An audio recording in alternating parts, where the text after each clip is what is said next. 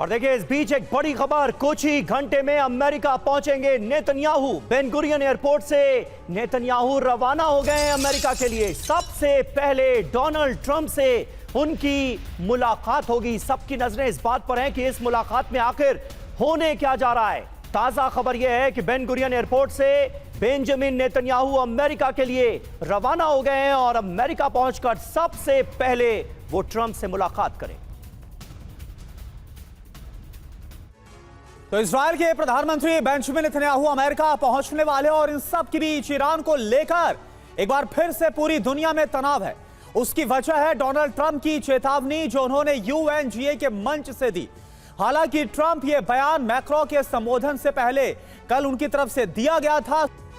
और देखिए major general AK Srivastava हमारे साथ है। श्रीवास्तव, हमने खबर दिखाई थी कि कैसे अरब कंट्री के नेताओं के साथ जो मुलाकात है वो की थी डोनाल्ड ट्रंप ने और फिर एक चुप्पी साधी थी और अब इंडिकेशन मिल रहा है फ्रांस ने भी धमकी दे दी है। बस कुछ ही घंटे बचे।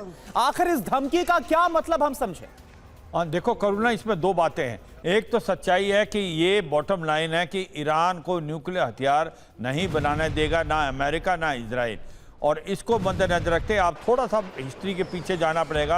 आपको पता है 2015 में JCPO साइन हुआ था, जिसको बोलते हैं joint comprehensive plan of action, जो कि एक न्यूक्लियर डील है। और 2000 उसके बाद जब उसने साइन कर लिया था P5+1 permanent member plus Germany, तो जो सैंक्शन थे वो रिमूव कर दिए गए थे ईरान पे। और ईरान ने ये वादा किया था कि वो अपने न्यूक्लियर हथियार पीसफुल पर्पज के लिए ही करेगा।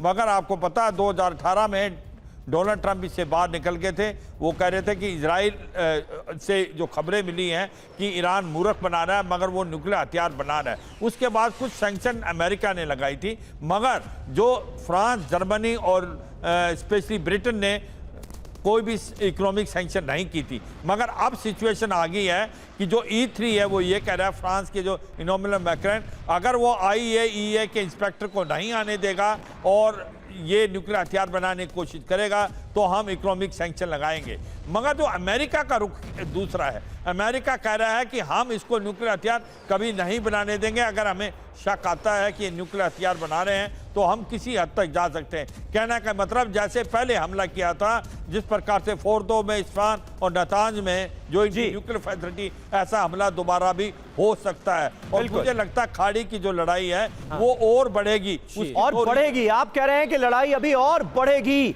खाड़ी में। और देखिए खामेनेई ने अमेरिका से बातचीत से सीधे तौर पर इनकार कर दिया है। अमेरिका से एटमी प्रोग्राम पर कोई बात नहीं होगी, ये कह रहे हैं आयतुल्लाह खामेनेई। अमेरिका की धमकी के आगे किसी भी हाल में ईरान झुकेगा नहीं।